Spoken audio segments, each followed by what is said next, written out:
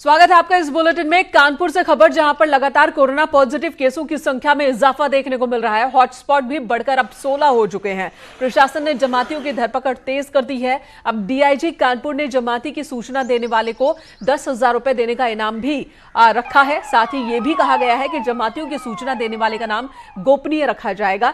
तो सीएम योगी आदित्यनाथ ने भी कहा था कि कहीं पर कोई कोताही नहीं होनी चाहिए, चाहे बात जमातियों से जुड़ी हुई या आम पब्लिक से जुड़ी हुई हो। कहीं पर भी लॉकडाउन का उल्लंघन नहीं होना चाहिए। कानपुर में लगातार ये शिकायत देखने को मिल रही थी। कड़ी कार्रवाई अब प्रशासन की ओर से की जा रही है। बावजूद उसके अब तक की जो स्थिति है, लगातार यहां पर कोरोना पॉजिटिव केसेस अब बढ़े हुए हैं। सामने कई और मामले आ चुके हैं।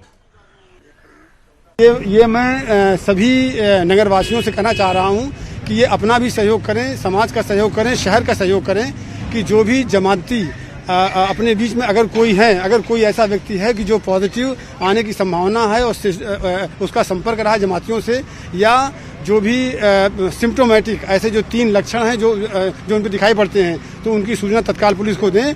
और ये इससे वो अपना भी कल्याण करेंगे और समाज का भी, पुलिस का भी सहयोग करेंगे। उन सभी को जो ऐसी सूचना देगा उन सबको 10,000 रुपये के पुरस्कार की राशि दी जाएगी।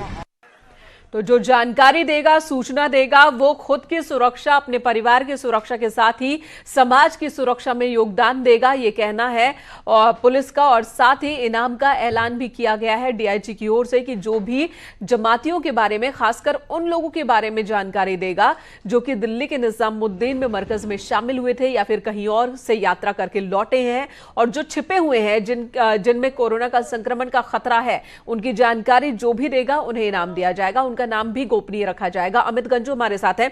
अमित, ये ऐलान पहले भी कई जिलों में हुआ, अब कानपुर में भी डीआईजी ने मजबूती के साथ और कड़ाई के साथ एक बार फिर से इस बात को रखा है कि जमातियों की जानकारी दीजिए, इनाम पाइए। तो क्या ये ऐलान इसलिए है, डर इसलिए है कि अभी भी इस इलाके में भी, इस शहर में भी जमाती छिपे हो सकते हैं?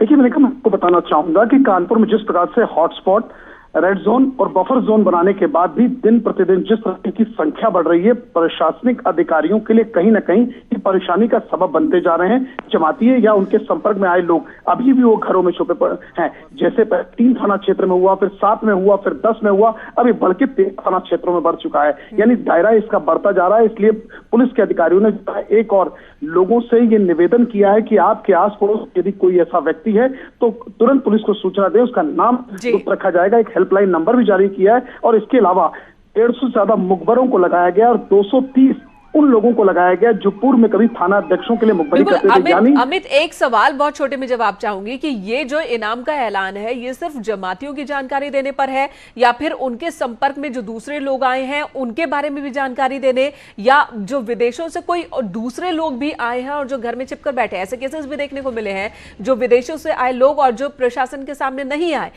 उस वक्त खुलासा हुआ जब उनके अंदर संक्रमण देखा गया, तो उनके बारे में भी जानकारी देने पर इनाम का ऐलान है।